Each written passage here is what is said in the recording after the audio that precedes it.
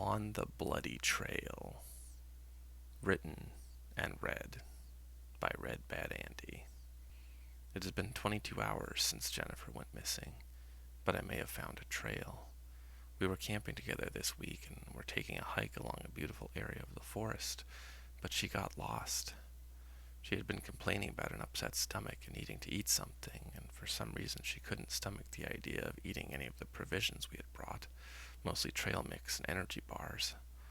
Along the trail, she needed to take a break, and I thought since we were over an hour away from camp and with an upset stomach, she might be sick.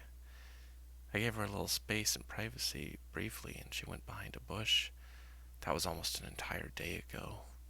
She had just vanished. I have been looking everywhere, and in my efforts to locate her, I have diverged so far off the trail, and I think I might also be lost. But I have to keep looking. I have to find her. I'm exhausted. My body aches, but I continue walking, searching, and when my dry, aching throat can muster the strength, calling out to her to see if there's any response. I feel like I'm going in circles, following my own footsteps. What I thought was a trail turned out to be nothing, and worse, I hear the roar of thunder in the distant mountain, and know that the rain is not too far off. My hopes of finding any trace or trail were evaporating quickly. I had already searched for an entire day with no results, only being forced to stop for a few hours when it was completely dark, since I couldn't find my way back to camp. I had no replacements or batteries. My only light source went out, and I had to use it sparingly. Indeed, I would likely only get more lost if I wandered into the darkness alone. Alone, just like Jennifer was. I suppressed a shudder and felt a deep sadness and fear wash over me, thinking about how she must be feeling now. I felt terrible holding off my search for even a minute if she was in trouble. I pictured her smile, her beautiful blue eyes, so full of love, her auburn hair silhouetted as it often was by the frequent backgrounds of the many scenic forests and places of natural beauty we both loved so much. Why did you have to get lost? Why can't I find you? I thought hopelessly. It was not like her. She was always the survivalist. She camped out here way more than I did, many times on her own. She would always say she liked to challenge herself, and that sometimes, when I asked to come, she would explicitly state that she needs to do this alone. Just then I see something that snaps me out of my reverie. It's on the ground near a path I swear I had been down already. It's a brownish-red stain on the dirt. I bend down to inspect it closer and touch the reddish soil. It's wet and smells coppery. This appears to be a small trace of someone or something's blood. I can't tell if it is human or not, but panic starts to simmer in my chest as I consider it might be Jennifer's. She might be hurt. I try to steady myself and focus on the blood, and sure enough, it looks like... Yes, there's a small trail. It continues down. Despair, anxiety, and hope combine to put me into a nervous frenzy as I rush to scrutinize every detail of the trail and follow it as closely as I can. I almost lose it when it seems to go on several yards with no trace, but I pick it up again and move as fast as I can. My heart sinks when I find the source of the blood. The bloody trail terminates in the ravaged carcass of a deer. Something had injured it and chased it a good distance before ripping it apart. The scene was particularly barbaric and seemed excessive for any type of predator in this forest that I knew of.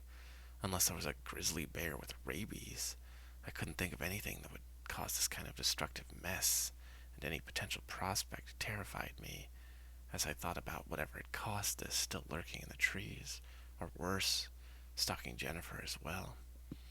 I push the morbid thought aside and press on. I walk through the clearing with the deer carcass and hear a loud scream or what sounds like some sort of animal dying. It's coming this way. I am heading. I slow down accordingly and try to hear anything else. I see a small alcove near where the trail leads towards the hill and eventually the mountain pass. It gives me a general reminder of where I might be.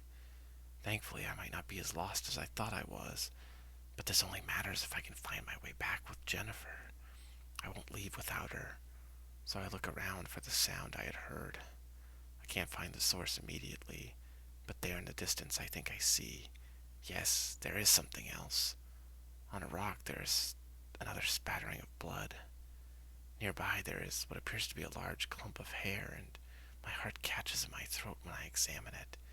And it is indeed human hair, light auburn hair, the same color as Jennifer's. I try to quell my rising panic. I need to find her fast. Who knows what might be after her? I look down and see that fortunately the blood is once again leaving another trail leading out to a clearing and up towards the hill. I follow it, and it winds up the hills, almost following the path's serpentine suggestion perfectly, like this sanguine trail has its own sentience as it leads to my unknown destination. I'm halfway up the hill when the rain begins. I start to run, moving as fast as I can and losing the trail at one point in my haste, since I know it will soon vanish completely, and when I am up the hill and it diverges, I will not know where to go. I hear an ear-splitting thunderclap, and shortly afterward I hear a cry of pain and a loud shriek from a person, a woman. Jennifer, it's you. I found you. It must be her. I sprint up the hill as fast as my tired limbs will carry me. I slip and almost fall off the sheer cliffside as I have ascended a good portion now. I manage to pull myself up with my fingers slipping on the wet rock and mud. I run up the hill, each portion of the bloody trail growing fainter and harder to see as it slowly fades away in the rain. I reach the top, and there is a large natural cave up here, the mouth of which seems to glower ominously at me as I pause only for a moment outside. Then I rush inside when I see, as I half expected, and as soon as I saw the cave, a faint bit of blood near the entrance. Further into the cave I spy a glimmer of light. I can scarcely believe it, but as I cautiously step closer, yes, there's a small campfire in here. It must be her, I say aloud and start rushing forward. The stillness of the cave's ambience is broken by a tortured scream, and now that I am this close, I see the source. I freeze in my steps, my mouth hangs open, and I look on in silent terror at the sight before me. Something humanoid sits crouched near the campfire, its hands clutching what appears to be a large dead wolf. There's a wet crunching sound and a sick tearing and sucking noise as it bites, tears, strips, and consumes large chunks of meat from the poor animal. The figure is slight and appears to be covered in crude homemade leathers and large portions of various animal bones and pelts. Around the small campfire is a veritable boneyard of stripped animal skeletons, many looking recently flensed. Blood is everywhere, coating the walls and the floors of the small pool in the center leads a gentle incline to funnel it into a morbid river out of the cave mouth and down the hill. To my dawning horror, I look at what is next to the figure and stifle a gasp. It is what appears to be the eviscerated body of a park ranger, the tattered remnants of the uniform still visible among the destroyed body of what remains. I know I'm in danger, but I have to see while this thing is distracted. I have to see if Jennifer is here, alive or dead. I must know. I summon my courage and step forward carefully, quietly. I see several parts of human bones, and some still intact, but largely eaten bodies. None of them look like Jennifer's. Then I make a mistake and miss a brittle bone on the floor, and it loudly crunches under my boot. The figure looks over and drops its meal and stands upright. It slowly turns to regard me, and when I look upon its face, I fall to my knees. Horror and joy mix to form a confusing turmoil of emotion in me. All I can do is stare dumbly at that face. The beautiful face with loving blue eyes now contorted in feral concentration. The soft auburn hair, now matted in blood, even saturated in blood and viscera and wearing fragments of animals and humans. I knew it was her. I couldn't speak, so Jennifer spoke to me. "I'm sorry. You weren't supposed to find me. I told you I needed to do this alone, like I always do, but you insisted, so I tried to sneak away. I'm just so hungry. I need to eat. I can't control it. I needed you to stay away." She steps towards me and licks her lips. "I can hear the blood coursing through your veins. taste it on the air. She takes another step. I can hear your muscles tensed in your body as they are. Call out to me to be savored. She pauses a brief moment and holds her hand to her chest, looking sad. I'm so sorry. I will miss our walks together.